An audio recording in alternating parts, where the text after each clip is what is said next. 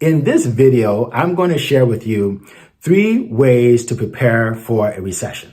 But before I do that, my name is Eric F. King, and if you haven't subscribed to my channel, definitely subscribe so you get videos like this every single week.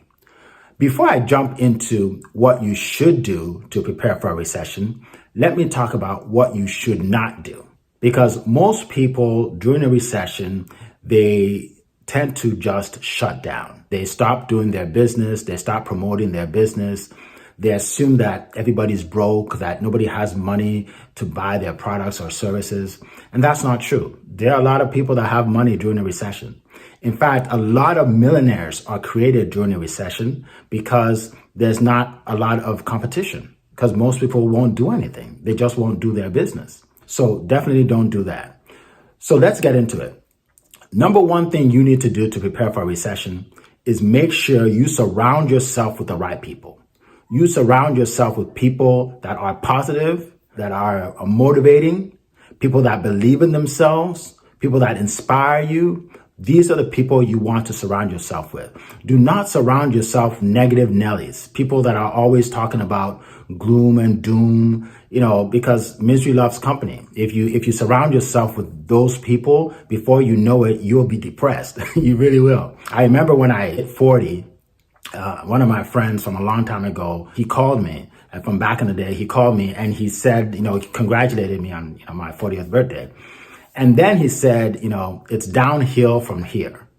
And I said, what do you mean? What do you mean by that? He said, when you hit 40, you're getting old and you're not able to do the kind of things you used to do before. You probably won't be able to play basketball with your sons anymore. Things usually just go downhill. I'm listening to him and I'm thinking to myself, that doesn't make any sense. But that's what he experienced. So a couple of days later, I was talking to another friend of mine. His name is Curtis, a good friend of mine. And Curtis is a guy who is always positive. He believes in himself. He's a businessman. He has a couple franchises. He's very successful. And he's always working out, staying fit, talking about how to eat right and exercise and things of that nature. So he calls me up and he says he's going to be running in my area because he likes to run by the beach. And he said we should go running together. And I told him, I said, I don't really have much time. I'm really busy. The reason I say that really is I don't want to run with this guy, okay? Because he'll make me look bad. Okay, that's the truth. He will make me look bad. He runs like 5 miles a day. I cannot keep up with this guy. So anyway, I digress. But my point is, he is the kind of person that I want to be around. When we get on calls together, he'll talk to me about his business and how things are going and how he wants to add another business, or he wants to start this business opportunity. And he always has something that he's doing. And every time I get off the phone with him, I feel like I'm not doing enough. I feel like I need to drink more water. I need to work out more. I need to spend more time building my business, because he's always motivating me by our discussions. So these are the kind of people that you want to surround yourself with, because during a recession, he's the kind of person that will make millions of dollars, right? During a recession. So that was number one. Number two is you want to build a big presence online, okay? Build a big presence online, because it's really absolutely free to do so. You want to, anytime you maybe post, either you post an article or a video or whatever it is, take that same information and put it on another platform. Okay, so for instance, this video that I'm doing right now, right? Once I take the video and post it on YouTube, I'm going to take the same information and post it on LinkedIn. So now I have the audience on YouTube watching the videos and the audience on LinkedIn watching it. But then I'll take the video and cut them up into shorts, put the same video on Instagram, on TikTok, right, on other platforms, the same video, but on different platforms. So now I have audiences from those platforms that are also seeing what I do. And when you do that, you become omnipresent, which means you're everywhere. And when your potential customers or clients see that, they have a lot more respect for you, because they say, okay, this guy, he's consistent and he is everywhere. He really knows what he's doing.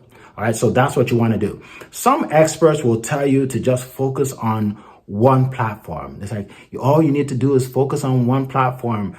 Let me tell you something. That's the worst advice ever. Don't listen to that advice. Okay, do not listen to that advice. What happens if you spend a whole year on one platform and then the platform shuts you down because you don't own the platform? Now you're gone. Now you have to start all over again. So you want to be omnipresent. You want to take your information, put it everywhere. During a recession, like I said, a lot of people shut down their business. So you actually have less competition. And most people do not have the motivation to keep going and to get on different platforms. That's why you want to expand during a recession. All right. And number 3 is you want to hire a coach. You want to hire a coach to help you in whatever area you're deficient in. I have spent tens of thousands of dollars on coaches over the years, and I've made my investment back more than 10 times, way more than 10 times. Why do I hire coaches? Because I know that if I hire someone that's already done what I want to do, I'll get there much faster than if I try, just trial and error. And quite frankly, a lot of business owners, that's what they do.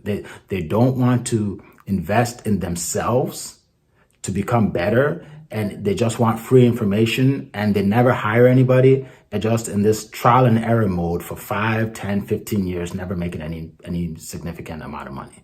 All right, so you want to hire a coach. One thing I do is I coach people on building their businesses online through, sales and marketing. If you want to learn more about that, just send me a message and we can chat. But even if you don't hire me, hire somebody that you believe in, someone that can mentor you to become better at what you do. And if you do that, you will cut a lot of time off of your learning curve, and you'll be able to achieve your goals much faster. All right, so those are the 3 tips I have for you. If you like this information, definitely like, share, and subscribe. Pay it forward. Share this with at least 2 or 3 other people so they can learn the skills that you learn as well. Again, as always, thanks for watching, and make it a great day.